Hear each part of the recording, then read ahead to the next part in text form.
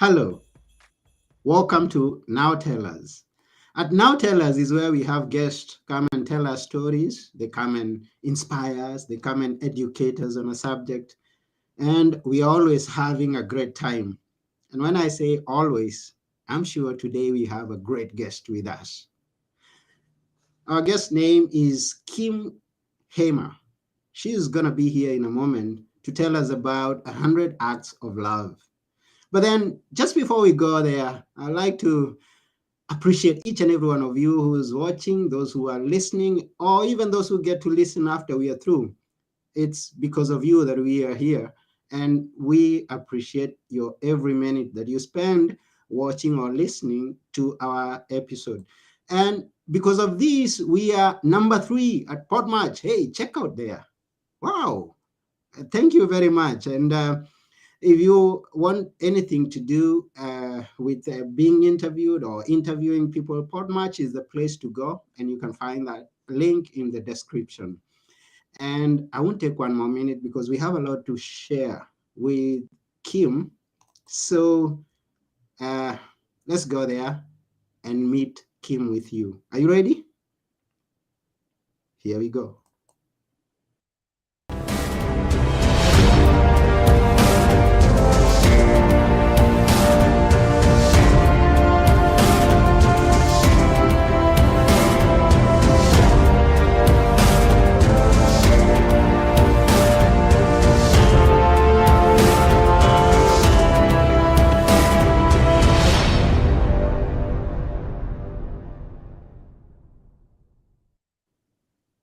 Hello, Kim. Wow. Hi, Anthony. It's so nice to be here.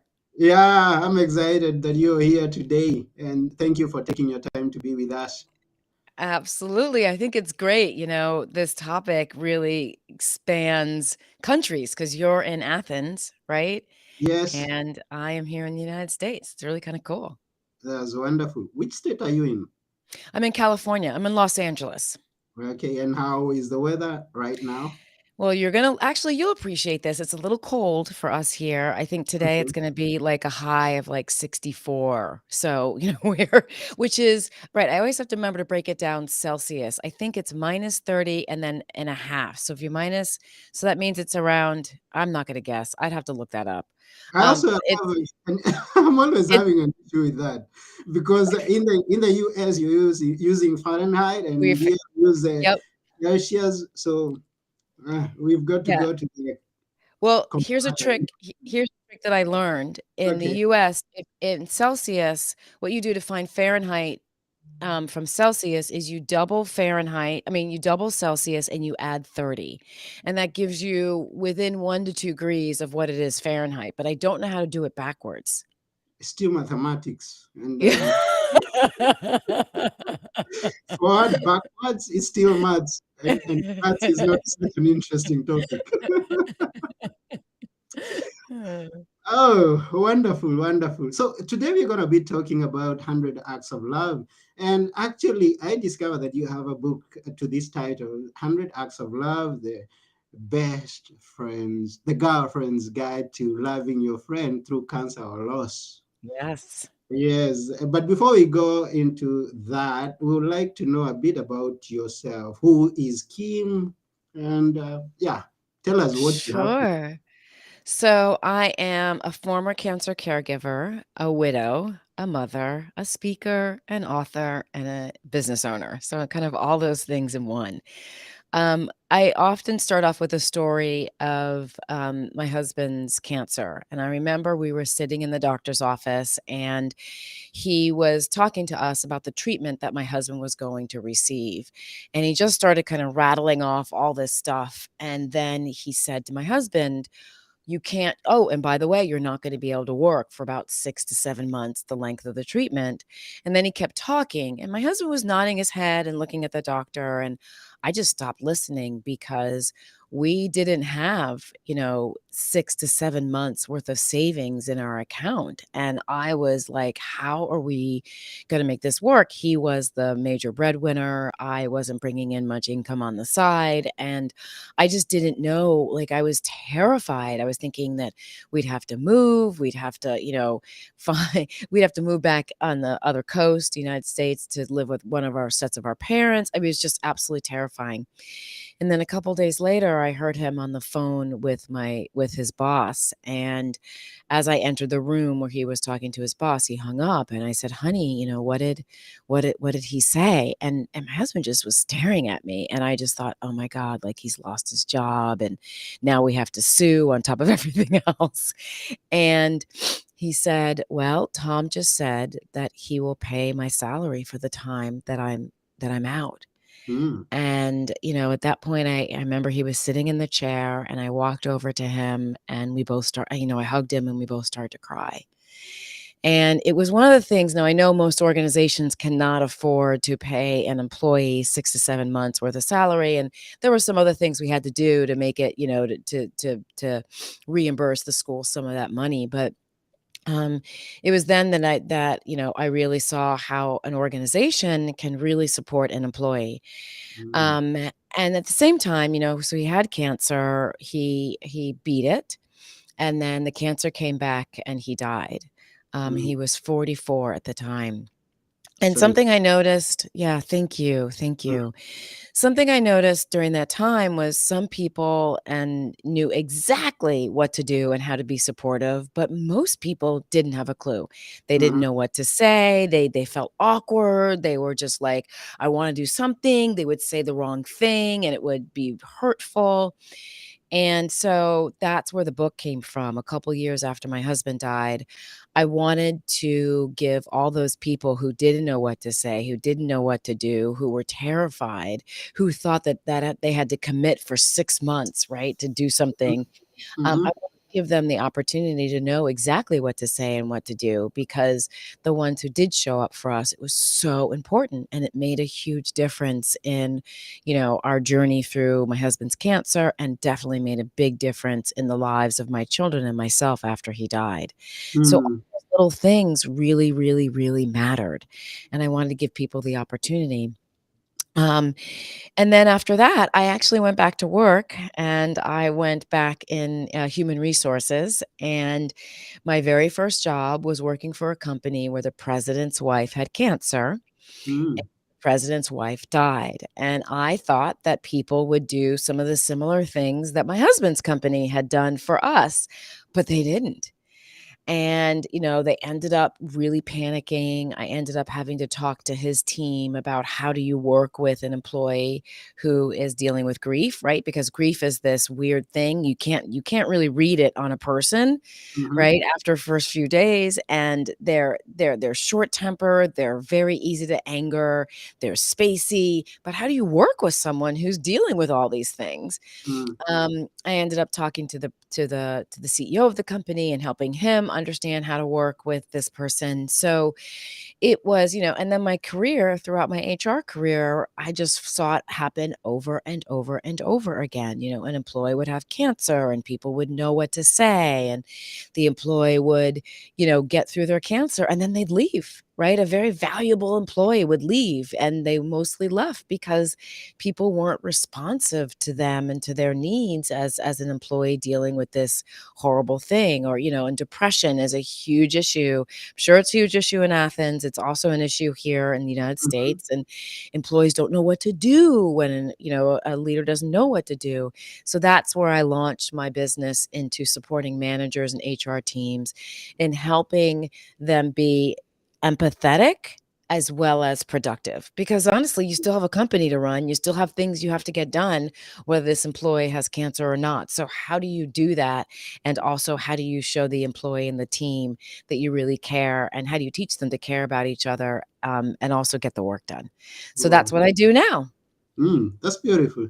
And it's good that you do this. And I want to imagine, even as we are going on, that the knowledge that you share there is not only for the head of departments, the CEOs. It's also something that we can employ on our day-to-day life. Like there's a family, because if you have a family, you're managing a family. If you have a school, you're also managing, and you have someone there who's affected with Yes.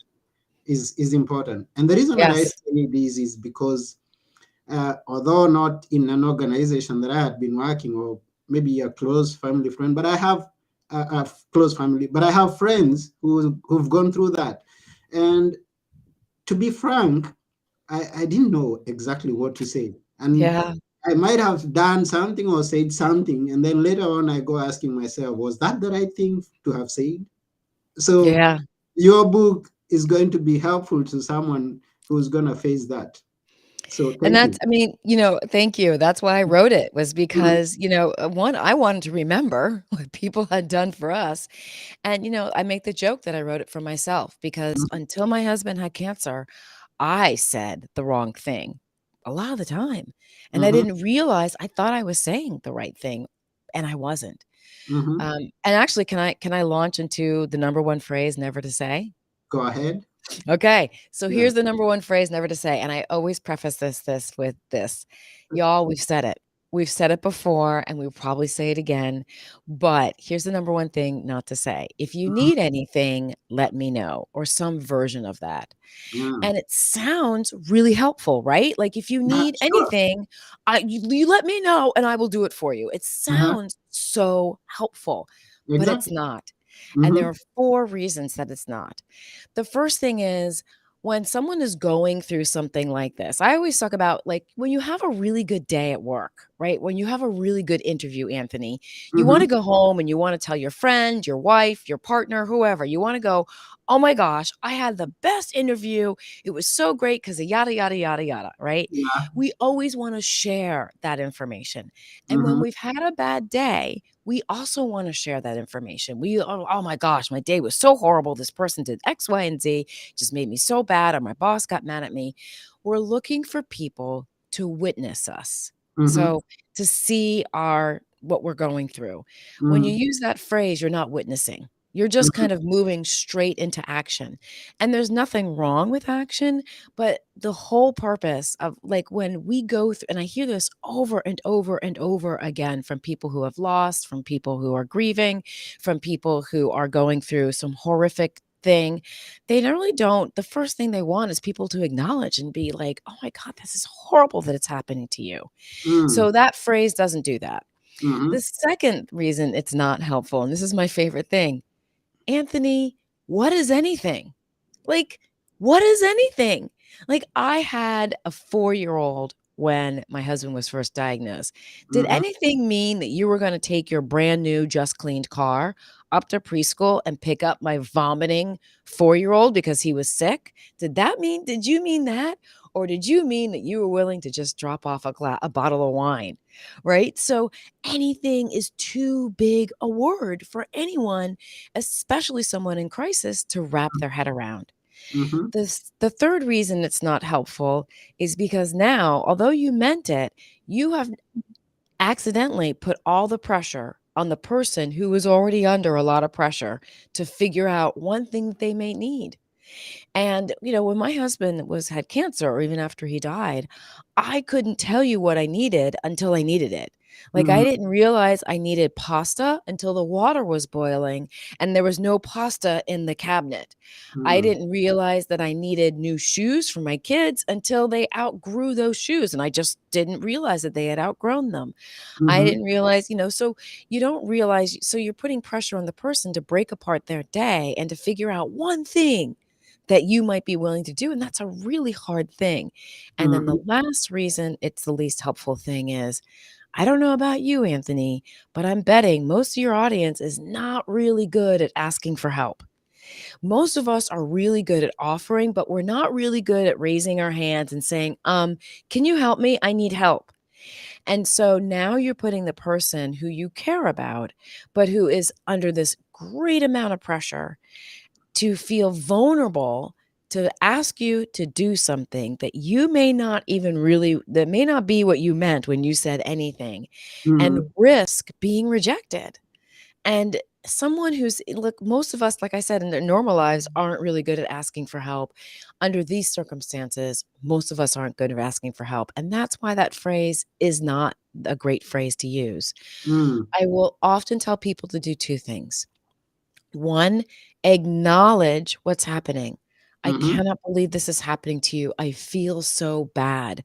This is horrible. Like, what my one of my favorite phrases that people used to say to me all the time, which was, I don't know what to say. And I love that because it to me, it felt like the horror of my life, the death of my husband would made them just as speechless and like out of their minds as it did to me.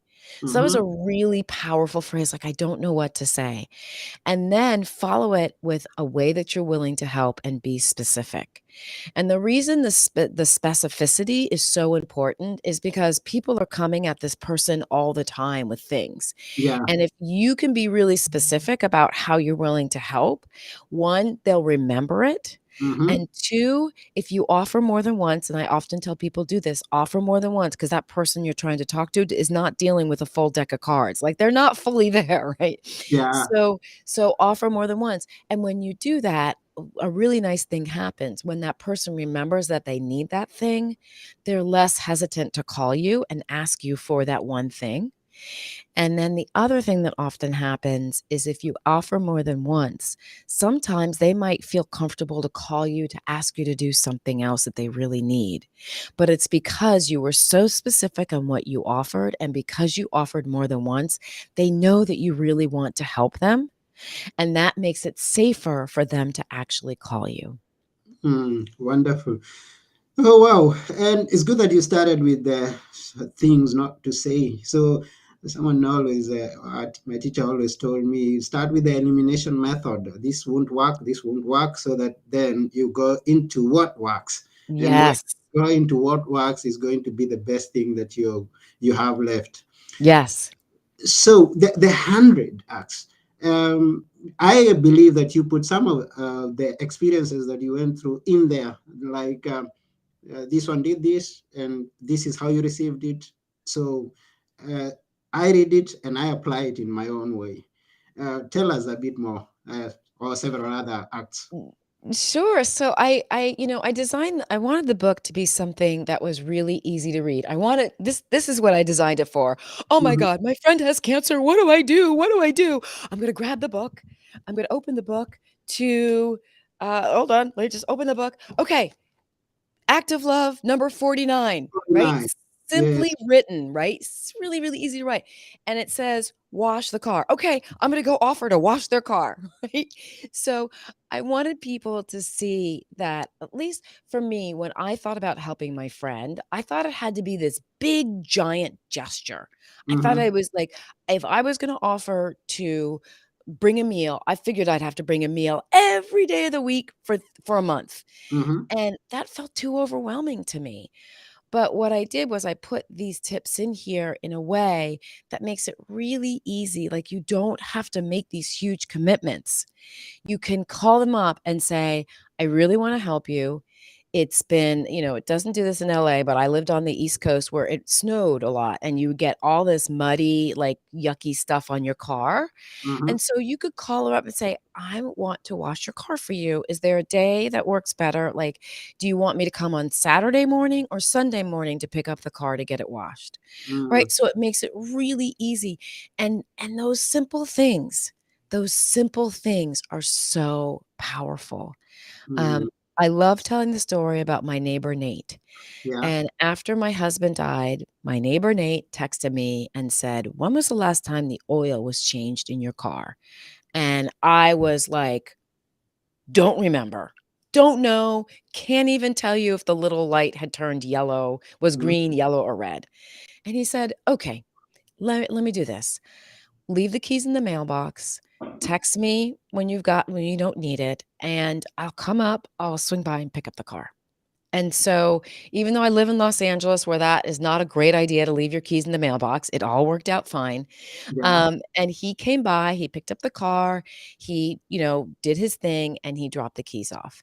Mm-hmm. And the first thing that was really nice about that was One of the things that's a heavy burden on the person who is receiving all these gifts is it's really you feel sometimes like you're just not thankful enough, right? So I felt like if he showed up at the door, I'd be like, "Oh my gosh, thank you so much, Nate. Thank you, thank you, thank you, thank you, thank you, thank you, thank you," right?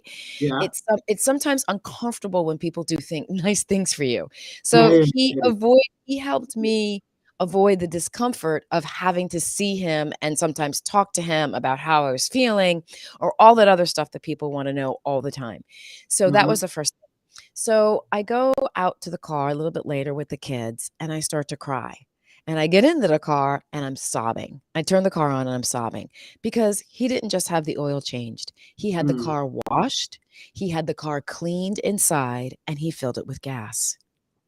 And so what he did with that gift was he unburdened me of something that I knew I needed to do that mm-hmm. was sitting really like, I would get into the car. I had 3 young children at the time. I had, 12, 9, and 7. So, Mm-hmm. the car was a mess. And so he unburdened me from cleaning the car. Like, every time I got in that car, I started thinking, "Oh, I gotta get it cleaned." Even if I had thought to ask someone to clean the car, I would have felt embarrassed to ask because I would have thought, "Well, it's something I should be able to do."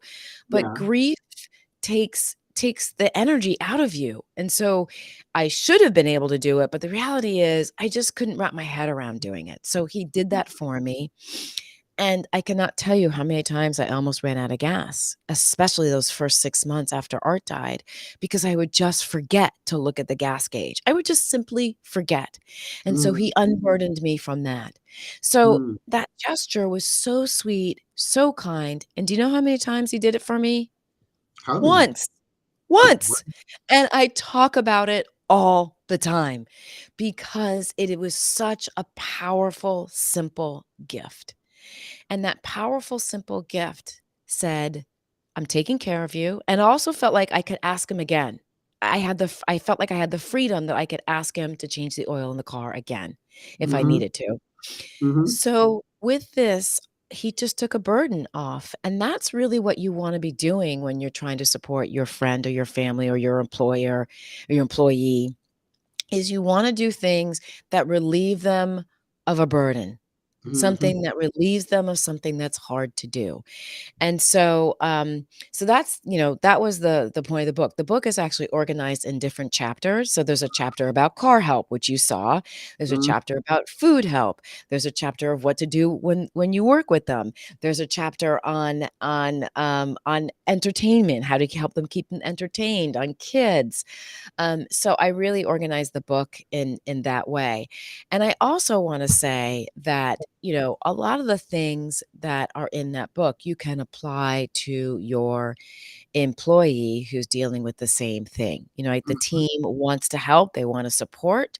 Yeah. And and I have something called the North Star strategy, which I can talk about quickly, but one of the North Star strategies is you assess. And so that's where you figure out, you ask your employee, are you okay with people coming to your home and helping you out?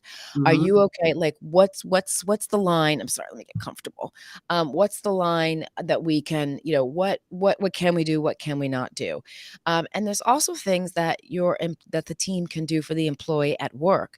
But in order to understand that, you have to make sure you're asking the right questions of the employee, of the team, of yourself, of the Mm-hmm. company to make Mm-hmm. sure that you can support the employee in these really nice, simple ways that will help lift the burden from the employee, but also help the team feel like they're doing something that's helpful. Mm. And I like the fact that you put it that it has to be specific, like going back to wash the car. And the only option there was when, and not what. Right. When. Right. When you still give the other person some option, some option, not like to seem like you're forcing things on the person. Right. Yeah, that's how I get it. Now, maybe give us another random tip from the book. Let's see what other random.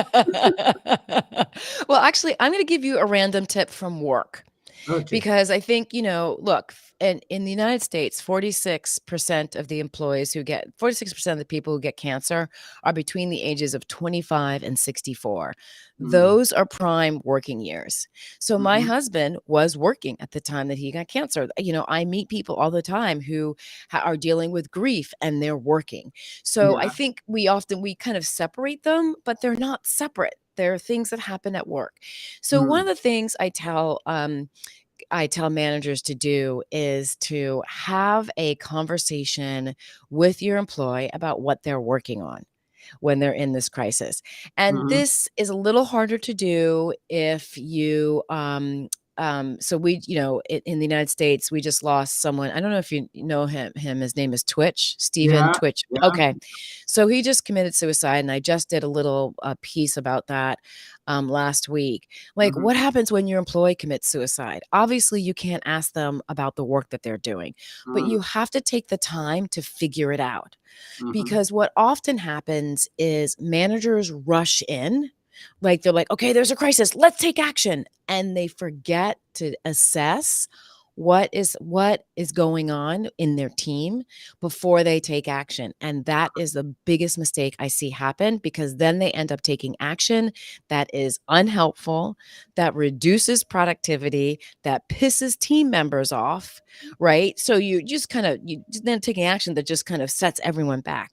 So a thing I tell managers to do is sit down and talk to the employee and figure out what specifically they're working on, and then ask them this key question. Right? Let's say that we know that they're going to be working through their cancer diagnosis. Mhm. Ask them, what projects do you enjoy working on the most? Because a lot of managers think we'll just take everything off of their plate. And that is the worst thing you can do. Mm. We work a large percentage of our lives. We like to feel our jobs have purpose.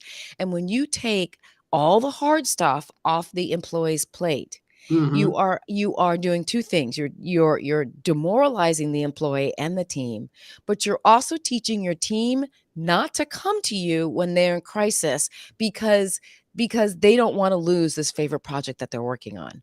Wow. So, what you want to do is find out what that favorite project is, and then you want to sit with them and to figure out what they can continue doing on that project. You Mm. don't want to remove them from it. You want to figure out what they can continue doing on that project.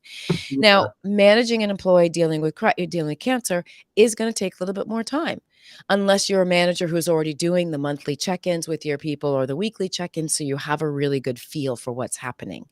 But when you do this, you're allowing the employee to still stay engaged, and that engagement is so important to that employee. It's giving them purpose. It's getting them out of bed on those really difficult days, right? Mm. And we often say, "Oh, stay strong," to the person who has cancer. I hate that saying, because it doesn't do anything for anybody. But Mhm. what you're doing in giving that employee the opportunity to continue to work on that is you are giving them strength to get through those difficult times. Don't So say that's it, one of the do it. things I recommend. Don't say it, do it.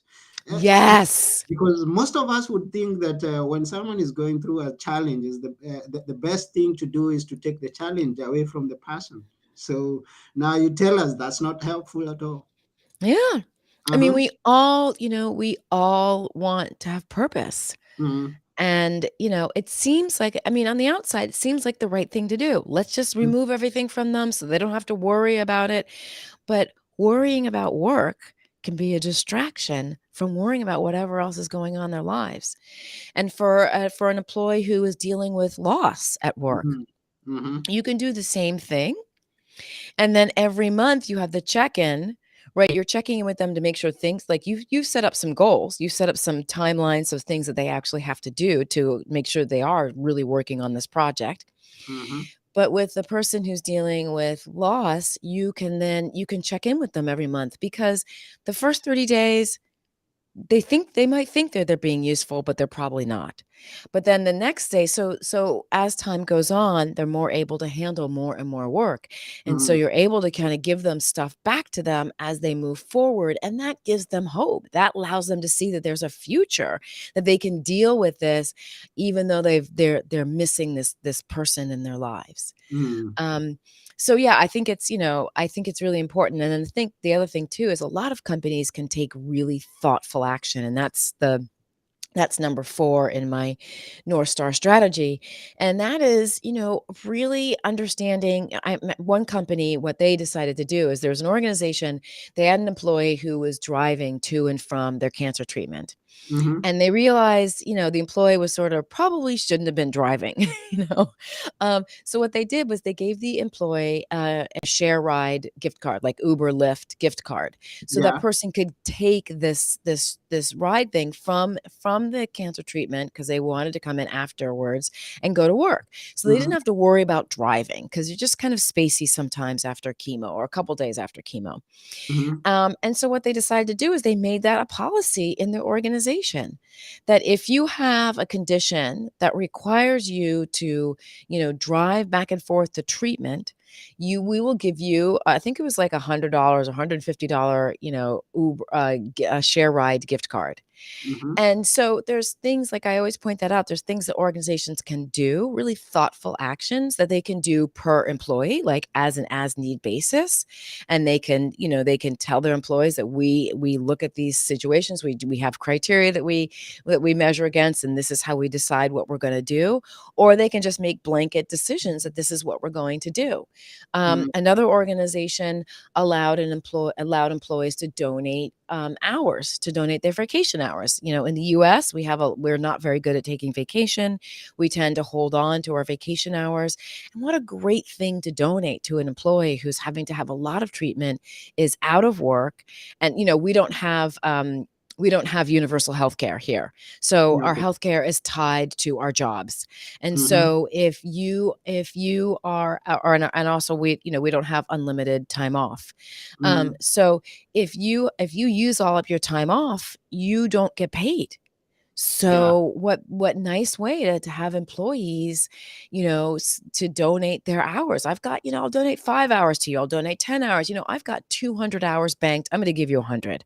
Mm-hmm. So that's another thing that organizations can do. Mm. Wow. Wow. Wow. Quite some. Something to share. And I like the fact that there are 100 of them, 100. Yes. And reminds me of when a new government comes in, it tells the people, hey, give us 100 days, and then we're going to Yes. come back to you and tell us what we have achieved so far. So Yes. when someone has been diagnosed with cancer, and in your organization, you've got 100 days to put an act of kindness, an act of love every single day. Then 100 days, look back and say, oh, yeah, we've done something right. I like that idea. I should you can steal that. You just all anyone who's listening, just buy the book in triplicate, and everyone can do 100 days of 100 acts of love for the person Yeah. who's going through whatever. I love that. Yeah, to those who are coming right now, we are with Kim Hamer, and we are talking about the 100 Acts of Love. And this is based from her book, The Best Friend's Guide to Loving Your Girlfriend. Yeah, well, yeah, you know what? I think Confusing. I think Anthony, I think you just gave me, I'm gonna redo the title, because it Yeah, really yeah, that I needs a bit did, of yeah, adjustment. I did say girlfriends, because in my circle, when my husband was sick, it was mostly the women who showed up and helped, but a Yeah. lot of men did too. And so Hmm. I should say, maybe, how about your friend's guide?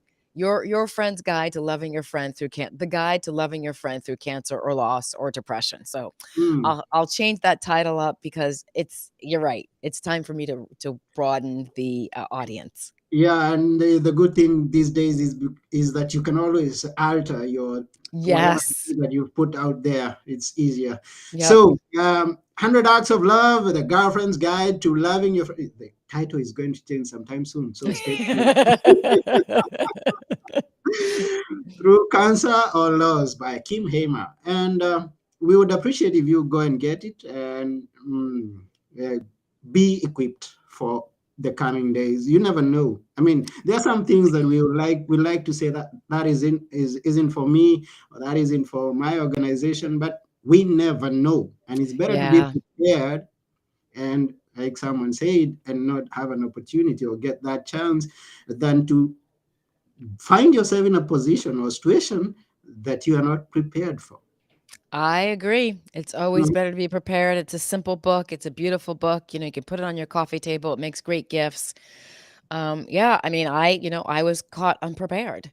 I Yeah. didn't So, know mm, what to say or what to do, and that's why I wrote this book so that people wouldn't be caught unprepared. wonderful. And thank you for all that you did and all that you continue to do. And Ah, thank you, Anthony. yeah, we wish you great success in everything, and keep shining the light that you have. Oh, you're We, so sweet. we and if people who are watching you can or would like to connect with you, how would you advise them to connect with you or to get the book? So there's 3 different ways. One, you can go to my website, 100actsoflove.com, and that's the number 100. And you can download your free gift today is if you go to 100 Acts of Love, What Not to Say. Very simple, what not to say. Then you can get a free download of 5 things never to say to anyone dealing with cancer or loss or depression, and what to say instead. So that's my free gift to anyone who's listening today. If you want to reach out to me, if you have you want me to come talk in your organization or any place else, you can reach me on LinkedIn. You can reach me on Instagram at 100actsoflove.com. And of course, you can always reach me via email at info at 100actsoflove.com. Oh, wow. That's good. So go to 100 Acts of Love and get connected to Kim. And as Kim says, and as she started, maybe you're looking for what to say, but then let's talk about starting on what not to say. And Kim gives this free of charge. So go to 100actsoflove.com/, what not to say, and download that for free. For free. Eh, For free. And Anthony, I do want to say one other thing. Oh, yeah, I go ahead. think sometimes we underestimate how important we are to the person who's in crisis. We think, oh, I'm not really a close friend. Oh, I really don't know them that well. They're just a colleague. I only see them once in a while in the office. But I want you to know is that I'm not here because I'm super strong or brave and I got through my husband's death. I am here because all of those people who showed up for myself, my husband, and my kids. Like everything you do, one thing that you do matters because you, Anthony, and you, anyone who's listening, you really matter. And you are uniquely qualified to show up in that person's life in a way that they need it the most. So I really want to stress, please, please, please show up. There's no such thing as not being important enough. Wow. Just show up. There's no such thing as not being important enough. Yeah. Thank you for that, Kim. We really appreciate that. We are all important, so says Kim. And she's talking out of experience. She's had it. Mm. She's giving back to the society. You better take that with you. You're important. You're important. Wow, wow, wow. This has been a great episode. And thanks to you, Kim. We really appreciate your time and everything that you shared with us here. Oh, Anthony, thank you so much for your time today. It was such a joy talking to you. I love that you're in Athens and I'm in the US and we're having this incredible conversation. It really does really reach across oceans. Oh, yeah. And we are reaching to faraway lands. People are listening from.